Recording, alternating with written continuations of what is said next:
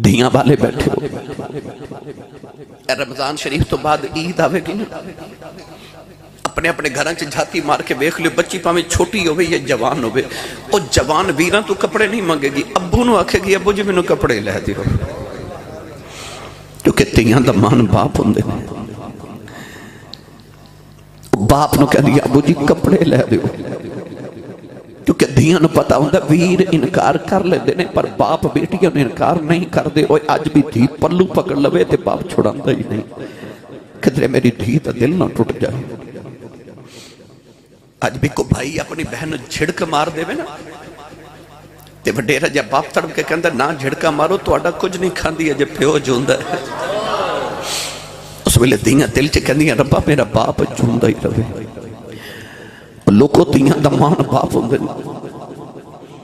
बाप अपनी बेटी नूं फोन करे ना अज मैं तेरे ससुराल तेनों मिलन आउणा है, ते पूरे मुहल्ले दियां बच्चियां नूं पता हुंदा जो ओदी फलानी दे बाप ने मिलन आउणा है। धियां नूं प्योआं दे चाह ही वखरे हुंदे ने। अद्धी रात वेले भी बाप घर आवे, पुत्र सुते हुंदे धियां जागदियां ने। अज भी बाप घर आवे ते पुत्र सीने नहीं लगदे, धियां दौड़ के सीने लगदियां ने।